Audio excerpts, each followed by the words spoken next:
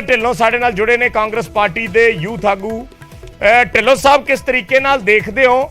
ਕਿਆਸ ਰਾਈਆਂ ਨੇ ਸਪਸ਼ਟ ਤੌਰ ਤੇ ਕੁਝ ਨਹੀਂ ਕਿਹਾ। ਇਹ ਜੀ ਅਨਮੋਲ ਰਤਨ ਸਿੱਧੂ ਕਹਿ ਰਹੇ ਨੇ ਕਿ ਨਿੱਜੀ ਕਾਰਨਾਂ ਕਰਕੇ ਮੈਂ ਉਹਦਾ ਛੱਡਿਆ। देखो जो मर्जी है कह लैन, ये इन्हां दी अनस्टेबल सरकार आ, फिर सरकार नहीं आ। और जेड़ा अफसर कोई इन्हां दी लाइन नहीं टो करदा दिल्ली वाली जी, जेड़ा उत्थों दे बंदियां दी नहीं मानदा, उन्होंने ये डरांदे आ, उन्हां नूं ये धमकांदे आ। और जदों नहीं मानदे ते फिर इस्तीफे देने पैंदे आ या उन्हां नूं बदल दित्ता जांदा। डीजी पंजाब पुलिस बदले गए, चीफ सैकटरी बदले गए और हुण एजी भी बदले गए। ये तीनों टॉप मोस्ट पोजीशनां वा और ये एजी इन्हां वल्लों अपॉइंट होए सी। उदों इन्हां नूं सोचना चाहीदा सीगा, उदों इन्हां वल्लों फैसला लिता गया सीगा नवें एजी लाण दा। और अज 4 महीनਿਆਂ ਦੇ ਅੰਦਰ ਅੰਦਰ ਹੀ ਇਹਨਾਂ ਨੇ ਦੁਬਾਰਾ ਏਜੀ ਬਦਲਤਾ ਵਾ। ਤੁਸੀਂ ਢਿੱਲੋਂ ਸਾਹਿਬ ਕਿਹੜੀ ਗੱਲ ਦਾ ਜ਼ਿਕਰ ਕਰ ਰਹੇ ਹੋ ਕਿ ਕਿਹੜੀਆਂ ਗੱਲਾਂ ਨਹੀਂ ਮੰਨੀਆਂ ਜਾਂ ਕੋਈ ਤੁਹਾਡੇ ਕੋਲ ਇਨਫੋਰਮੇਸ਼ਨ ਹੈ? ਤੁਸੀਂ ਵੇਖੋ ਜਿਹੜੀ ਚੀਫ ਸੈਕਟਰੀ ਵਾਲੀ ਗੱਲ ਆਈ ਹਾਲੇ ਕੀ ਬਾਹਰ ਨਹੀਂ ਆਈ।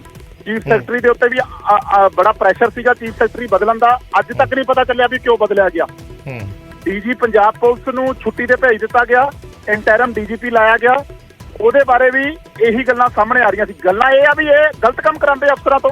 ਇਹ ਕਹਿੰਦੇ ਆ ਵੀ ਜਿਹੜੇ ਚੀਜ਼ ਨਾਲ ਜਿਵੇਂ ਮੰਨ ਲਓ ਤੇ ਚੀਫ ਸੈਕਟਰੀ ਤਾਂ ਢਿੱਲੋਂ ਸਾਹਿਬ ਪਿਛਲੀ ਸਰਕਾਰ ਦੇ ਅਪਾਇੰਟਡ ਸੀ ਔਰ ਬੜੀ ਜ਼ਾਹਿਰ ਜੀ ਗੱਲ ਹੈ ਜਦੋਂ ਨਵੀਂ ਸਰਕਾਰ ਆਉਂਦੀ ਹੈ ਤੁਰੰਤ ਬਦਲ ਦਿੱਤੇ ਜਾਂਦੇ ਆ। ਜਦੋਂ ਚਰਨਜੀਤ ਚੰਨੀ ਬਣੇ ਸੀ ਤਾਂ ਉਹਨਾਂ ਨੇ ਵੀ ਕੈਪਟਨ ਅਮਰਿੰਦਰ ਸਿੰਘ ਵਾਲੇ ਏਜੀ ਤੇ ਡੀਜੀ ਬਦਲਤੇ ਸੀਗੇ।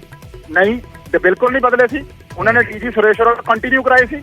ਨਹੀਂ ਜਦੋਂ ਇੱਕ ਸੈਕਿੰਡ ਮੇਰੀ ਗੱਲ ਤੇ ਸੁਣ ਲਓ ਪੂਰੀ। ਤੁਸੀਂ ਭੜਕ ਵਾਲੀ ਛੇਤੀ ਜਾਂਦੇ ਹੋ। ਜਦੋਂ ਚਰਨਜੀਤ ਚੰਨੀ ਬਣੇ ਨੇ ਤੁਸੀਂ ਲਾਇਆ ਨਹੀਂ, ਡੀਜੀਪੀ ਨੂੰ ਛੁੱਟੀ ਤੇ ਨਹੀਂ ਭੇਜਿਆ ਨਾ?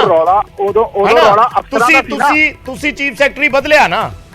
ਮੈਂ ਤਾਂ ਬਿਲਕੁਲ ਬਦਲੇ, ਨਾਲ ਬਦਲੇ ਨਾ। ਹਾਂ, ਇਹਨਾਂ ਨੇ ਮੇਰਾ ਸਿਰਫ ਇਹ ਕਹਿਣ ਦਾ ਮਤਲਬ ਆ ਤੁਸੀਂ ਜਿਹੜੀ ਅਨਸਟੇਬਲ ਅਸੀਂ ਮੈਂ ਭੜਕਤ ਨਹੀਂ ਆਪਣਾ ਮੈਂ ਏਜੀ ਸਾਹਿਬ ਦੀ ਅਪਾਇੰਟਮੈਂਟ ਤੇ ਗੱਲ ਕਰ ਰਿਹਾ ਹਾਂ। ਏਜੀ ਜਿਹੜੇ ਨੇ ਅਨਮੋਲ ਰਤਨ ਸਿੱਧੂ, ਇਹ ਤੁਹਾਡਾ ਪੁਆਇੰਟ ਵੈਲਿਡ ਹੈ ਵੀ ਇਹਨਾਂ ਦੀ ਸਰਕਾਰ 'ਚ ਹੀ ਲਾਏ ਗਏ ਸੀ ਔਰ ਇਹਨਾਂ ਨੇ 4 ਮਹੀਨਿਆਂ ਬਾਅਦ ਬਦਲਤਾ। ਇਹ ਸਵਾਲ ਹਾਂ, ਮੈਂ ਤੁਹਾਨੂੰ ਕਹਿਣ ਦੀ ਉਦੋਂ ਦੀ ਕੋਸ਼ਿਸ਼ ਕਰ ਰਿਹਾ ਵੀ ਅਨਸਟੇਬਲ ਸਰਕਾਰ ਆਏ, ਅਸਥਿਰ ਸਰਕਾਰ ਆ। ਅਫਸਰਾਂ ਦੀ ਟੌਪ ਮੋਸਟ ਉੱਪਰ ਜਿਹੜਾ ਟੌਪ ਮੋਸਟ ਅਫਸਰ ਆ ਉਹਨਾਂ ਤਿੰਨਾਂ ਨੂੰ ਇਹਨਾਂ ਨੇ ਬਦਲ ਦਿੱਤਾ ਵਾ। ਔਰ ਇਹ ਏਜੀ ਜਿਹੜੇ ਸੀ ਇਹਨਾਂ ਵੱਲੋਂ ਅਪਾਇੰਟ ਕੀਤੇ ਗਏ ਸੀ। ਉਦੋਂ ਸੋਚ ਸਮਝ ਕੇ ਅਗਰ ਅਪਾਇੰਟ ਕੀਤੇ ਹੁੰਦੇ, ਇਹਦਾ ਮੈਸੇਜ ਥੱਲੇ ਤੱਕ ਇਹ ਜਾਂਦਾ ਵਾ ਵੀ ਕੋਈ ਵੀ ਅਫਸਰ ਅੱਜ ਇੱਥੇ ਆਪਣੇ ਆਪ ਨੂੰ ਸਿਕਿਉਰ ਨਹੀਂ ਸਮਝ ਸਕਦਾ, ਉਹਨੂੰ ਕੰਮ ਕਰਨ ਦੀ ਆਜ਼ਾਦੀ ਨਹੀਂ ਮਿਲ ਰਹੀ।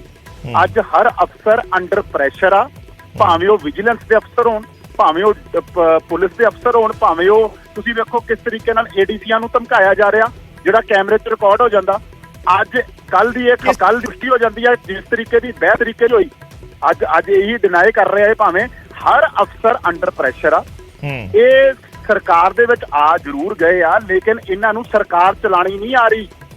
ਇਹਨਾਂ ਨੂੰ ਲੋਕਾਂ ਦੇ ਵੋਟਾਂ ਦਾ ਇਹਨਾਂ ਨੂੰ ਗਵਰਨੈਂਸ ਦਾ ਮਤਲਬ ਨਹੀਂ ਸਮਝ ਆ ਰਿਹਾ। ਇਹ ਸੋਚ ਰਹੇ ਆ ਕਿਸ ਤਰੀਕੇ ਦੇ ਪ੍ਰੈਸ਼ਰ ਦਾ ਗੱਲ ਕਰਦੇ ਹੋ ਤੁਸੀਂ, ਕਿਸ ਤਰੀਕੇ ਦਾ, ਜੇ ਥੋੜਾ ਜਿਹਾ ਖੁੱਲ ਕੇ ਸਮਝਾ ਸਕੋ। ਦਿੱਲੀ ਵੱਲੋਂ ਇੰਸਟਰਕਸ਼ਨਾਂ ਜਾਰੀ ਕੀਤੀ ਜਾਂਦੀਆਂ ਪਾਲਿਸੀਆਂ ਨੂੰ ਲੈ ਕੇ ਜੀ। ਐਕਸਾਈਜ਼ ਪਾਲਿਸੀ ਲੈ ਕੇ ਆਈ ਗਈ ਸੇਮ ਦਿੱਲੀ ਦੇ ਤਰਜ਼ ਦੇ ਉੱਤੇ। ਉਹਦਾ ਵਿਰੋਧ ਕੀਤਾ ਅਫਸਰਾਂ ਨੇ ਜੀ, ਉਹ ਲਾਗੂ ਕਰਾਈ ਗਈ ਧੱਕੇ ਦੇ ਨਾਲ ਜੀ। ਤੁਸੀਂ ਦਿੱਲੀ ਤੋਂ ਜਿਹੜੀ ਆਟਾਵਾਈ ਸਕੀਮ ਅਫਸਰਾਂ ਨੇ ਉਹਦਾ ਵਿਰੋਧ ਕੀਤਾ ਵੀ ਨਹੀਂ, ਇਹਦਾ ਕੋਈ ਬੈਨੀਫਿਟ ਨਹੀਂ ਹੋਊਗਾ, ਐਡੀਸ਼ਨਲ ਬਰਡਨ ਪਊਗਾ, ਲੇਕਿਨ ਇਹਨਾਂ ਨੇ ਉਹ ਪਾਲਿਸੀ ਵੀ ਲਾਗੂ ਕੀਤੀ। ਅਫਸਰਾਂ ਦੇ ਉੱਤੇ ਇਸ ਤਰੀਕੇ ਦੇ ਪ੍ਰੈਸ਼ਰ ਜਾਂਦੇ ਆ ਗਲਤ ਪਾਲਿਸੀਆਂ ਦੇ ਵਿੱਚ, ਜਿਹਦੇ ਅੰਦਰ ਜਿਹੜੇ ਅਫਸਰ ਅਬੋਜ਼ ਕਰਦੇ ਆ ਉਹਨਾਂ ਨੂੰ ਬਦਲ ਦਿੱਤਾ ਜਾਂਦਾ ਵਾ। ਜਿਹੜੇ ਅਫਸਰ ਇਹਨਾਂ ਦੀ ਹਾਂ ਚਾਮ ਲਾਉਂਦੇ ਆ, ਵਿਜੀਲੈਂਸ ਦੇ ਉੱਤੇ ਸੇਮ ਪ੍ਰੈਸ਼ਰ ਆ। ਤੇਜਿੰਦਰ ਬੱਗੇ ਨੂੰ ਫੜਨ ਵਾਲਾ ਪ੍ਰੈਸ਼ਰ ਪੁਲਿਸ ਤੇ ਸੀਗਾ, ਹਲਕਾ ਲਾਂਬਾ ਤੇ ਪਰਚੇ ਦਰਜ ਕੀਤੇ ਗਏ, ਇਹ ਇਹਨਾਂ ਦੇ ਪ੍ਰੈਸ਼ਰ ਦੇ ਅੰਡਰ ਕੀਤੇ ਗਏ ਕਿਉਂਕਿ ਅਫਸਰਾਂ ਤੋਂ ਇਹ ਆਪਣੀ ਸਿਆਸੀ ਰੰਜਿਸ਼ਾਂ ਔਰ ਆਪਣੇ ਸਿਆਸੀ ਮਫਾਦਾਂ ਲਈ ਇਹ ਗਲਤ ਕੰਮ ਕਰਾਉਂਦੇ ਦੱਸ ਰਿਹਾ। ਔਰ ਮੈਂ ਤੁਹਾਨੂੰ ਬੰਦਿਆਂ ਦੇ ਨਾਮ ਵੀ ਦੱਸ ਰਿਹਾ ਜਿਨ੍ਹਾਂ ਨੂੰ ਪੁਲਿਸ ਫੜ ਕੇ ਅੰਦਰ ਦੇ ਰਹੀ ਆ। ਦਿਲਜੀਤ ਗਿਲਜੀਆਂ ਦੀ ਅਰੈਸਟ, ਏਡੀਜੀਪੀ ਦੇ ਕੋਲ ਦਿਲਜੀਤ ਗਿਲਜੀਆਂ ਸਾਰੇ ਸਾਡੇ ਵਫਦ ਦੇ ਨਾਲ ਜਾਂਦਾ ਵਾ। ਡੀਜੀਪੀ ਕਹਿੰਦਾ ਵੀ ਨਹੀਂ ਗਲਤ ਨਹੀਂ, ਅਸੀਂ ਮੰਨਦੇ ਆ ਵੀ ਕੋਈ ਇਹਦੇ ਅੰਦਰ ਗਲਤੀ ਨਹੀਂ ਹੈਗੀ। 10 ਦਿਨਾਂ ਬਾਅਦ ਉਸੇ ਬੰਦੇ ਨੂੰ ਦੁਬਾਰਾ ਫੜ ਲਿੱਤਾ ਜਾਂਦਾ ਵਾ। ਐਂ ਹਾਈ ਕੋਰਟ ਦੇ ਵਿੱਚ ਇਹ ਜਿਹੜਾ ਅਨਮੋਲ ਰਤਨ ਜੀ ਦੀ ਗੱਲ ਆ, ਲਾਅ ਅਫਸਰਾਂ ਦੀ ਲਿਸਟ ਤੋਂ ਲੈ ਕੇ ਇਹ ਕਈ ਇਹੋ ਜਿਹੇ ਬੰਦਿਆਂ ਨੂੰ ਲਾਅ ਅਫਸਰਾਂ ਦੀ ਲਿਸਟ ਵਿੱਚ ਪਾਉਣਾ ਚਾਹੁੰਦੇ ਸੀਗੇ ਜਿਨ੍ਹਾਂ ਦਾ ਕੋਈ ਬੇਸ ਨਹੀਂ ਸੀਗਾ, ਲੇਕਿਨ ਅਗਰ ਉਹ ਲਾਈਨ ਨਹੀਂ ਟੋ ਕਰਦੇ ਇਹ ਉਸ ਲਾਈਨ ਤੋਂ ਖਰਾਬ ਹੋ ਜਾਂਦੇ। ਇਹ ਉਸ ਚੀਜ਼ ਦੇ ਖਿਲਾਫ ਹੋ ਜਾਂਦੇ। ਇਹ ਸਮਝਦਾ ਡਿਕਟੇਟਰਸ਼ਿਪ ਚਲਾ ਰਹੇ ਆ। ਔਰ ਹੋਰ ਤਾਂ ਹੋਰ, ਮੈਂ ਇਹਦੇ ਵਿੱਚ ਕਹਿਣ 'ਚ ਕੋਈ ਗੁਰੇਜ਼ ਨਹੀਂ ਆ। ਮੀਡੀਆ ਦੇ ਉੱਤੇ ਵੀ ਤੁਸੀਂ ਵੇਖੋ ਕਿਵੇਂ ਇੱਕ ਮੰਤਰੀ ਦੇ ਨਾਲ 3-3 ਬੰਦੇ ਖੜ ਜਾਂਦੇ ਆ। ਤੁਸੀਂ ਅਗਰ ਸਵਾਲ ਪੁੱਛਦੇ ਹੋ ਤੇ ਉੱਥੇ ਤੱਕ ਇੰਟਰਵਿਊਆਂ ਬੰਦ ਕਰ ਦਿੱਤੀਆਂ ਜਾਂਦੀਆਂ ਵਾ। ਇਹਨਾਂ ਦੇ ਮੰਤਰੀਆਂ ਤੇ ਵੀ ਇਹੀ ਪ੍ਰੈਸ਼ਰ ਆ ਸੇਮ। ਅਗਰ ਇਹਨਾਂ ਦੀ ਜੋ ਇਹ ਲਾਈਨ ਉੱਪਰੋਂ ਦੇ ਦਿੰਦੇ ਆ, ਅਗਰ ਉਹ ਨਹੀਂ ਬੋਲਦੇ ਤੇ ਇਹ ਆਪਣੇ ਮੰਤਰੀਆਂ ਨੂੰ ਵੀ ਆਜ਼ਾਦੀ ਨਹੀਂ ਆ, ਇਹਨਾਂ ਨੂੰ ਜੋ ਇਹਨਾਂ ਤੋਂ ਪੁੱਛ ਕੇ ਬੋਲਣਾ ਪੈਂਦਾ ਵਾ। ਸੋ ਇਹ ਇੱਕ ਅਨਡਿਕਲੇਅਰਡ ਐਮਰਜੈਂਸੀ ਚੱਲ ਰਹੀ ਆ ਇੱਥੇ। ਠੀਕ ਹੈ, ਧੰਨਵਾਦ ਢਿੱਲੋਂ ਸਾਹਿਬ ਸਾਡੇ ਨਾਲ ਜੁੜਨ ਲਈ, ਆਪਣੀ ਗੱਲ ਰੱਖਣ ਲਈ।